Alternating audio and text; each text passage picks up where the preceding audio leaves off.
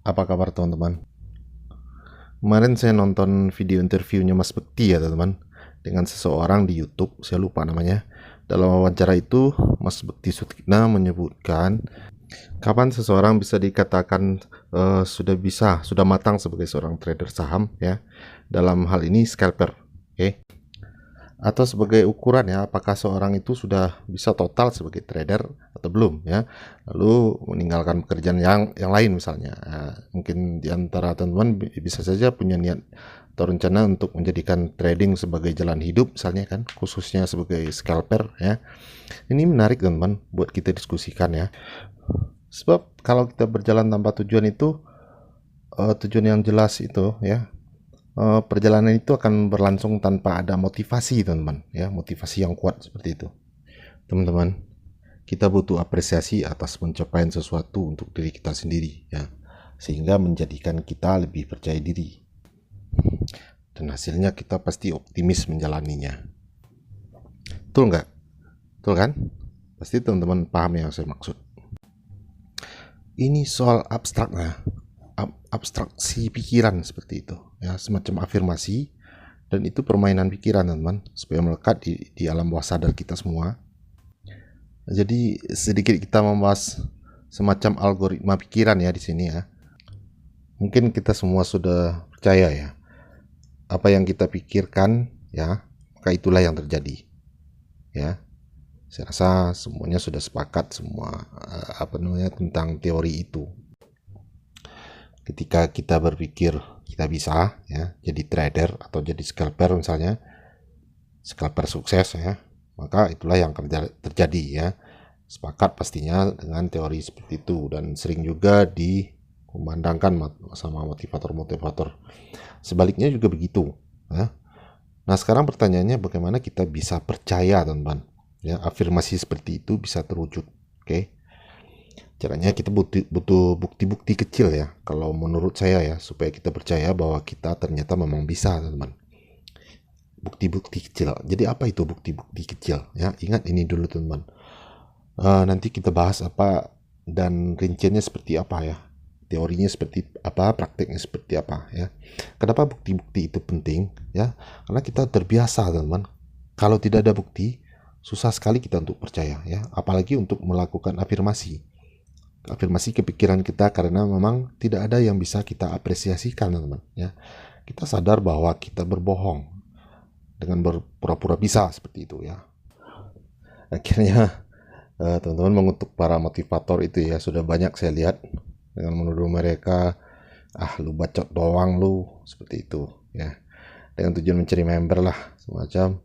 Akhirnya buka kelas berbayar ya. Pasti teman pernah mendengar motivator yang selalu menyuruh kita seperti ini, aku bisa ya, aku pasti bisa, aku hebat, dan banyak lagi ya. Pasti sering, mungkin ya bagi teman-teman yang pemburu, penyuka motivasi seperti itu, pasti sering mendengar ya, bahkan menyebutkannya keras-keras di depan cermin ya.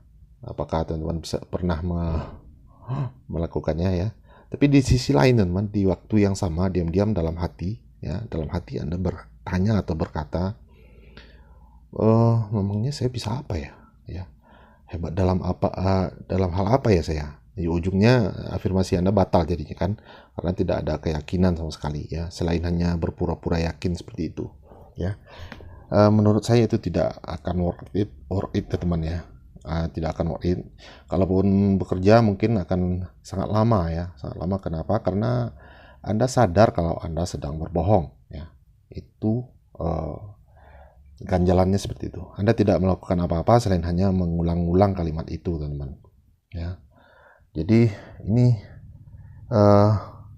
selanjutnya apa yang harus kita lakukan ya? Rumusnya teman-teman harus tentukan dulu target-target ya, target-target tertentu untuk mencapai tujuan itu ya. Teman-teman buat satu goal atau satu tujuan ya, yang jelas ya. Teman-teman harus bikin suatu pencapaian yang jelas atau sasaran, kemudian selesaikan misi itu setahap demi setahap teman-teman. Oke. Sekarang apa yang dikatakan Mas Bekti Sutikna ya, setelah lama kita bacot, kira-kira seperti ini. Kamu bisa dikatakan lulus sebagai scalper profesional ya jika jika kamu sudah bisa mendapatkan profit 100% dari modal. Ya, sederhana sekali ya.